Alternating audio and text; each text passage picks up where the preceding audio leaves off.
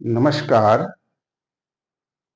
आज के वीडियो में हम सिंह और कन्या लग्न के शुभाशुभ ग्रहों की महादशा, अंतर्दशा आदि पर कुछ कहने जा रहे हैं। आप बोर्ड पर देखते होंगे कि लिखावट जो है थोड़ी टेढ़ी मेढ़ी है। मैं बहुत आडंबर नहीं कर पाया हूं। ज्योतिष ज्ञान का महत्व देते हुए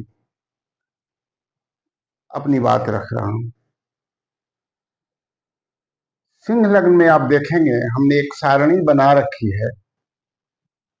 सिंह लग्न में विशेष जो है वो मंगल होता है, क्योंकि मंगल की एक राशि वृश्चिक जो है वो चतुर्थ भाव में है और दूसरी राशि जो है वो नवम भाव में है। तो एक राशि केंद्र में और दूसरी राशि त्रिकोण में होने के कारण मंगल जो है एक विशेष शुभ फलदायी ग्रह है सिंह लग्न के लिए। सिंह लग्न में यदि मंगल प्रबल है तो जातक को अनेक प्रकार से सुख और समृद्धि देता है। नवम भाव की उन्नति भी करता है, अर्थात भाग्यशाली बनाता है। भाग्यशाली का मतलब बिना प्रयास का प्राप्त हो जाना, कम प्रयास में अधिक मिल जाना आदि। चतुर्थ भाव के से भी विचारणीय विषयों को वृद्धि करता है। जातक को गृह सुख, मकान सुख, वाहन सुख आदि की भी प्राप्ति उस दशा अंतरदशा काल में होती है। फिर आप मंगल के लिए देखें कि शुभ ग्रहों में मंगल है, गुरु है और रवि है। अब मंगल की बात तो हो चुकी है, अब बृहस्पति क्यों है सिंह लग्न के लिए? तो बृहस्पति की एक राशि जो है वो पंचम भाव में है। पंचम भाव में बृहस्पति की राशि पड़ी है, यानी त्रिकोण में। त्रिकोणाधिपति होने के कारण बृहस्पति की भी दशा अंतरदशा जो है वो शुभ फल देती है, लेकिन साथ ही अष्टमेश होने के कारण बृहस्पति की दशा अंतरदशा स्वास्थ्य के लिए उतनी अनुकूल नहीं होती। बृहस्पति यदि प्रबल है तो शुभ फल की प्राप्ति विशेष रूप से होती है। यदि निर्बल है तो संभावना रहती है शुभ फल प्राप्त हो जाएगा, आशान्वित जातक रहता है, लेकिन शुभ फल की प्राप्ति नहीं हो पाती है। फिर आप देखेंगे रवि क्यों है? तो रवि स्वयं जो सूर्य है स्वयं लग्नेश है। सिंह लग्न है 5 नंबर। लग्नेश होने के कारण लग्नाधिपति सबसे शुभ ग्रह होता है। लग्न के स्वामी के दशा, अंतरदशा और प्रत्यंतर दशा में बहुत से रुके हुए काम हो जाते हैं। कहाँ पर वो स्थित है उसका भी बहुत महत्व है। यदि वो अच्छे भाव में स्थित नहीं है तो प्रारंभ के कुछ समय सुखदायी नहीं होते, अनुकूल नहीं होते, लेकिन बाद के समय जो है वो अच्छे फल देते हैं। अशुभ ग्रह में हो जाता है सिंह लग्न के लिए बुध हो जाता है, शुक्र हो जाता है और शनि हो जाता है। अब बुध क्यों होता है? बुध को देखा जाए, बुध दूसरा भावाधिपति है और एकादश भावाधिपति है। दोनों भावों को शुभ नहीं माना गया है, क्योंकि दूसरा स्थान जब एक मारक कहलाया जाता है, जबकि एकादश स्थान लाभ के साथ साथ कुछ विपरीत परिस्थितियां भी पैदा करता है। इसलिए त्रिशराय होने के कारण जो बुध है उसको शुभ नहीं मानते हैं। जब भी बुध की दशा चलती है तो सशंकित मन, भय, चिंता, पुरानी समस्याओं का प्रकट हो जाना आदि फल की प्राप्ति होती है। शुक्र को भी शुभ नहीं माना सिंह लग्न में, क्योंकि शुक्र जो है तीसरा भावाधिपति हो जाता है। तृतीय होने के कारण ये दशा भी शुभ फलदायी नहीं हो पाती, जबकि दशमेश होने के कारण शुभ फलदायी होती है। इसलिए मिश्रित फल कभी कभी शुक्र की दशा अंतरदशा में प्राप्त होती है। शुक्र की दशा अंतरदशा सिंह लग्न के लिए चले तो जातक सक्रिय हो जाता है, नौकरी आदि मिलने की संभावना रहती है, इन सारे फल को की प्राप्ति होती है। फिर शनि जो है वो सप्तमाधिपति और षष्ठेश हो जाता है। छठा भावाधिपति यानी रोगाधिपति हो जाता है, बाधा का अधिपति हो जाता है। जब जब भी शनि की दशा सिंह लग्न के लिए आती है तो समय जो है वो अनुकूल नहीं रहता है। कर्ज हो जाना, विरोधियों का प्रकट हो जाना, शरीर में रोगादि उत्पन्न हो जाना, भयभीत रहना, संबंध अच्छा नहीं रहना प्रिय लोगों से, ये सब जो है वो अशुभ फल की प्राप्ति होती है। यदि शनि प्रबल है तो उस अनुपात में शुभाशुभ फल की प्राप्ति होती है।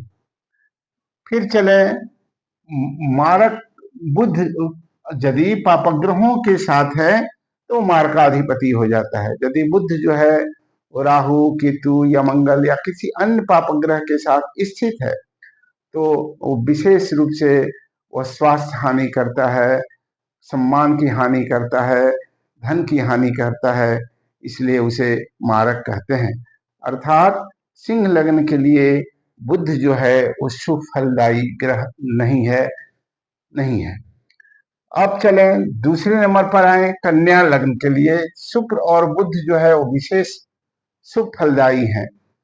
शुक्र और बुध जैसे कि यहाँ 9 भाव में शुक्र की राशि वृषभ है 2 नंबर, और 10वां भाव में बुध की राशि मिथुन है, तो इसलिए 9 मेष 10 मेष के संयोग मात्र से ये शुभ फल की प्राप्ति होने लगती है। जातक अधिकार में रहता है, उच्च पद की प्राप्ति होती है, भाग्यशाली होता है।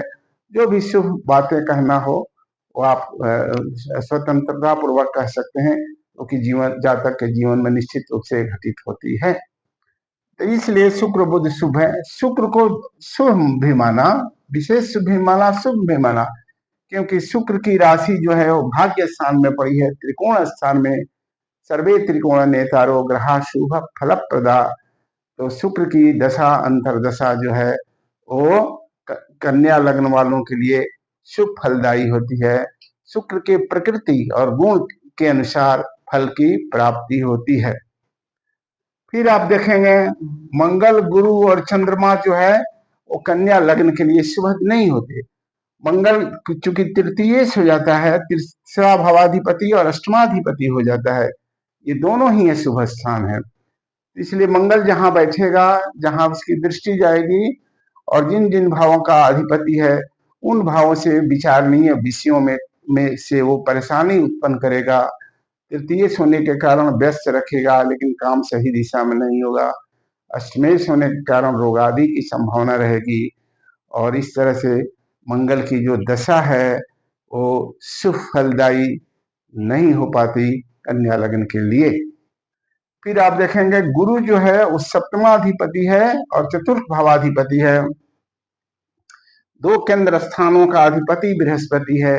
न दिशंति शुभम निर्णाम सौम्या केंद्राधिपा यदि शुभ ग्रह केंद्र के अधिपति हैं तो अपनी दशा अंतरदशा काल में शुभ फल नहीं देते। और दिशभाव लग्न है कन्या, और दिशभाव लग्न यदि हो तो सप्तमाधिपति जो है वो बाधक ग्रह कहलाता है। इसलिए बृहस्पति जो है वो कन्या लग्न के लिए बाधक है, यानी हर काम जो है वो बाधा पूर्वक होगा, चाहे वो शिक्षा हो, चाहे जॉब हो, चाहे वो व्यवहार हो, चाहे वो यात्रा हो, कोई भी काम जो है उसमें थोड़ी सी कठिनता जरूर आएगी, ऐसा आचार्यों ने कहा है।